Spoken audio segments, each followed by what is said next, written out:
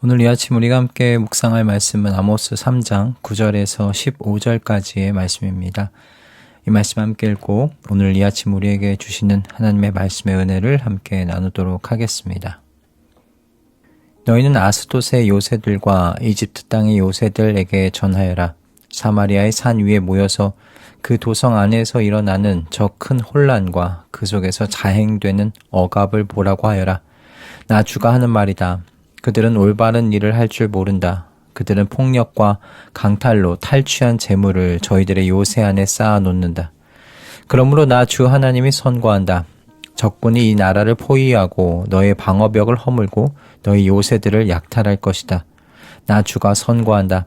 목자가 사자 입에서 양의 두 다리나 귀 조각 하나를 건져내듯이 사마리아에 사는 이스라엘 자손도 구출되기는 하지만 침대 모서리와 안락의자의 다리 조각만 겨우 남는 것과 같을 것이다. 이 말을 듣고서 야곱 가문에 전하여라. 나 주 하나님 만군의 하나님이 하는 말이다. 내가 이스라엘의 죄를 징벌하는 날 베델의 제단들도 징벌하겠다. 그때의 제단의 뿔들을 꺾어 땅에 떨어뜨리겠다. 또 내가 겨울 별장과 여름 별장을 짓부수겠다. 그러면 상아로 꾸민 집들이 부서지며 많은 저택들이 사라질 것이다. 주님께서 하신 말씀이다. 아멘. 제가 청년 시절 김동호 목사님의 설교를 듣고 결정했던 것이 하나 있었습니다. 신명기 15장의 말씀을 가지고 하셨던 말씀으로 기억하는데요. 내 손에 있는 것은 하나님께서 내 것으로 주신 것이 아니다. 타인의 것을 전달해 주라고 나에게 맡긴 것이다. 그러니 일정 부분 흘려보내는 것이 마땅하다. 이런 말씀이었어요. 당시 청년 시절에 이 말씀에 감동되어서 2호선을 타고 다니던 제 주머니에는 늘 그 잔돈이 들어 있었습니다. 아직 직장 생활을 하는 건 아니지만 잔돈은 내 것이 아니라 맡겨주신 것이라고 생각하고서 흘려보내기로 결정했었기 때문입니다. 이런 결정을 한 데는 신명기 15장의 말씀이 있었습니다. 당신들은 반드시 손을 뻗어 당신들의 땅에서 사는 가난하고 궁핍한 동족을 도와주십시오. 그렇다고 하여 당신들이 사는 땅에서 가난한 사람이 없어지지는 않겠지만 이것은 내가 당신들에게 내리는 명령입니다. 하나님께서 이스라엘 백성에게 땅을 주시고 양식을 주신 데에는 이렇게 처음부터 사명이 붙어 있었던 것이죠. 내 것이 나만의 것이 아니었던 겁니다. 하나님께서 이웃에게 흘러가도록 잠시 나의 손에 맡겨두신 것, 그리고 우리는 이런 것을 위탁이라고 부르죠. 그런데 오늘 우리가 읽은 아모스 3장 9절에서 15절 이 말씀은 이 위탁의 사명을 완전히 잊어버린 한 나라의 모습이 고발되고 있고요. 바로 그 나라가 북이스라엘입니다. 본문에 나오는 사마리아는 이 북이스라엘의 수도이니 고발되고 있는 건 북이스라엘 전체라고 할 수 있겠습니다.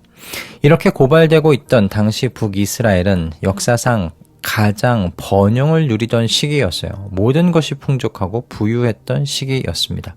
그러나 하나님의 눈에는 가장 부패했던 시기요, 타락한 시기로 보입니다. 오늘 본문은 이 북이스라엘의 결말을 우리에게 말해주고 있습니다. 9절부터 보겠습니다. 9절의 말씀인데요. 너희는 아스돗의 요새들과 이집트 땅의 요새들에게 전하여라. 사마리아의 산 위에 모여서 그 도성 안에서 일어나는 저 큰 혼란과 그 속에서 자행되는 억압을 보라고 하여라. 여러분, 이 장면이 얼마나 충격적인 장면인지 여러분 좀 아시면 좋겠습니다. 이게 잘 못 느끼실 수도 있는데요. 여기에 소환되고 있는 나라들을 여러분 한번 생각해 보세요. 아스돗은요, 이스라엘의 오래된 원수 블레셋의 도시 이름입니다. 그리고 이집트는 이스라엘이 종살이했던 곳이죠. 압제당했던 땅입니다. 그러니까 하나님께서 지금 이 두 나라를 법정의 증인으로 세우시고요. 와서 봐라. 지금 내 백성이 뭔 짓을 하고 있는지 와서 봐라. 이런 겁니다.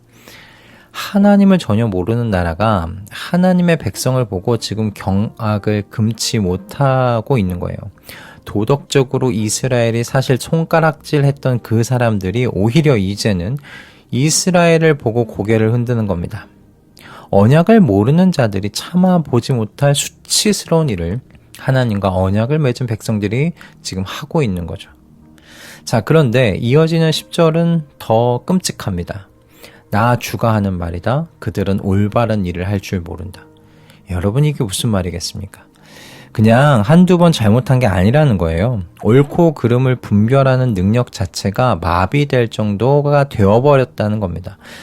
처음에는 불편했겠지만 반복하다 보니 익숙해지게 되었고 이제 어느 순간 그게 잘못인지도 자각하지 못하게 되는 상태에 다다르게 된 겁니다. 이것이 부패의 가장 무서운 단계예요. 죄가 더 이상 죄로 느껴지지 않는 단계. 이스라엘이 바로 이런 상태에 이르게 됐다라는 고발인 겁니다. 자, 그러면 이런 마비된 양심으로 이들이 무슨 일을 했는가? 그들은 폭력과 강탈로 탈취한 재물을 저희들의 요새 안에 쌓아놓는다. 여러분, 이 말씀에서 눈에 띄는 단어가 뭡니까? 폭력, 강탈, 이런 단어가 눈에 띄시죠? 여러분, 이 단어들이 의미하는 게 뭔가요? 이들이 자기의 것을 잘 지킨 것이 아니에요. 다른 사람의 것을 빼앗아서 쌓았다는 고발인 겁니다. 자, 그런데 바로 그 다른 사람의 것, 빼앗아서 쌓아놓은 그것이 누구의 것이냐라는 거죠. 하나님께서 그들의 이웃들에게 위탁하신 그거 하나님의 것 아닙니까? 그러니까 이스라엘의 이 창고, 궁고에는 하나님께서 가난한 이웃들에게 위탁하신 것을 지금 싹 끌어다 채운 창고였던 겁니다. 신명기 15장에서 하나님께서 뭐라고 하세요? 너의 손을 펴라 라고 말씀하시는데 이 사람들은 손을 펴기는커녕 그 손을 뻗어서 이웃의 손에서 빼앗아 왔던 겁니다. 위탁받은 자가 빼앗는 자가 돼 버렸어요. 그래서 12절의 말씀에 처참한 그림이 나오는 겁니다. 그렇게 자랑하던 것들, 화려했던 그 풍요로움, 그 모든 것들이 결국 부서진 침상 모서리 한 조각, 안락의자의 조각 하나로만 남게 된 거예요. 가진 모든 것이 결국에는 부서지고 잔해로만 그 풍요로웠던 흔적만 남는 겁니다. 여러분, 이 모든 일을 하나님을 모르는 이방 나라들이 보는 앞에서 하나님께서 직접 하신다고 말씀하십니다. 저는 이 말씀 앞에서 우리 자신들의 그 소유의 자리를 돌아볼 필요가 있다고 생각을 했어요. 이 본문은 우리가 미끄러질 수 있는 함정이 무엇인지를 몰락해가는 이 이스라엘을 통하여 잘 보여주고 있습니다. 여러분, 소유의 욕심을 내다보면 어떻게 되는지를 잘 기억하실 수 있게 바랍니다. 처음부터 소유의 욕심을 내는 저는 하나님의 사람들은 없을 줄 압니다. 대부분 하나님께서 내게 위탁하신 것 잘 지키는 것에서 다들 잘 시작하시리라 생각이 들어요. 그런데 나에게 위탁하신 것에 마음이 깊어지다 보면 어느 순간 내게 위탁된 것만으로 만족이 안 되는 상태에 이르게 되는 거예요. 그리고는 이제 시선을 옆으로 돌리게 되죠. 이웃의 손에 있는 것들이 눈에 들어오기 시작합니다. 내가 손을 뻗으면 가져올 수 있을 것 같아요. 그러면 어떻게 되겠습니까? 손을 뻗어서요. 결국 그것을 가져옵니다. 그것이 바로 폭력이고 약탈인 거예요. 그런데 그렇게 쌓은 것이 누구의 것입니까? 말씀은 그거 하나님의 것이라고 이야기합니다. 하나님께서 그에게 위탁한 것을 내가 지금 폭력과 약탈로 빼앗아 온 겁니다. 이스라엘의 죄의 뿌리가 바로 여기에 있는 거예요. 저는 이런 일을 잘 보여준 이야기가 아합 왕과 나봇의 포도원 이야기라고 생각합니다. 아합 왕이 어느 날 자신의 정원 옆에 붙어있는 나봇의 포도원이 탐이 났습니다. 그래서 그 포도원을 시세의 몇 배나 내가 쳐서 줄 테니까 팔라고 나봇에게 이야기하죠. 그런데 나봇이 아합 왕에게 한 대답은 그 땅은 사고 파는 땅이 아니라고 이야기해요. 왜? 하나님께서 조상들에게 주신 땅이니까 그거 사고 팔 수 있는 땅이 아닙니다. 그러는 겁니다. 자, 그러자 그 땅이 탐났던 아합 왕이요, 속병을 앓기 시작합니다. 그 모습을 본 아합 왕의 부인 이세벨이 어떻게 해요? 나봇을 모함에 빠뜨려 죽이고요, 포도원을 빼앗아 버립니다. 그렇게 얻은 포도원을 아합 왕이요, 기쁘게 받아 챙겨요. 오늘 말씀을 정말 정확하게 보여준 이야기 아닙니까? 하나님께서 나봇에게 하나님의 것을 위탁하셨습니다. 그런데 아합 왕은 하나님께서 그에게 위탁했던 수많은 것들에 만족하지 않고 욕심을 내어서 나봇에게 하나님께서 위탁한 것을 빼앗아서 챙겨버립니다. 여러분, 그건 나봇의 것을 챙긴 게 아니죠. 하나님의 것을 빼앗은 것입니다. 그건 죄입니다. 물론 여러분, 이 새벽에 이 말씀을 듣는 분들 중에 이웃의 손에 하나님께서 위탁하신 것을 욕심내서 빼앗아 챙기는 분들은 안 계실 줄 믿습니다.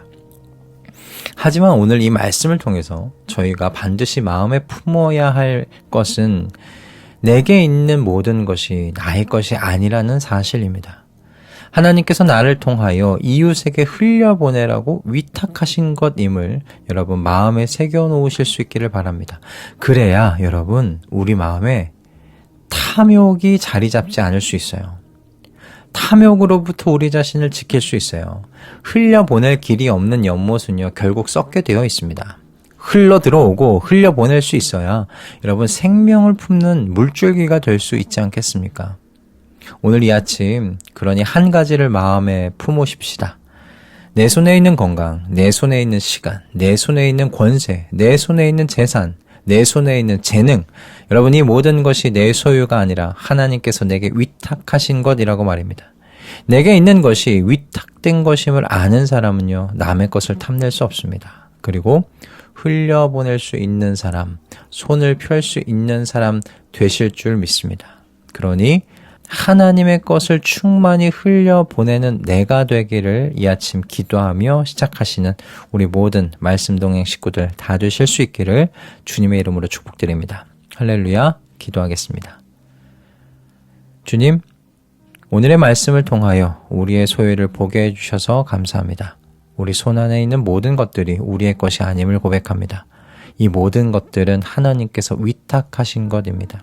이웃에게 손을 펴라고, 이웃들을 위해 사용하라고 우리에게 맡기신 것이라고 믿습니다. 그러니 주님, 저희를 흘려보내는 자가 되게 하여 주시옵소서. 남을 위해 손을 펼 수 있는 사람들 되게 하여 주시옵소서. 하나님을 모르는 사람들보다 못난 모습으로 살아가지 않도록 주님 도와주시옵소서. 예수 그리스도의 이름으로 기도드립니다. 아멘.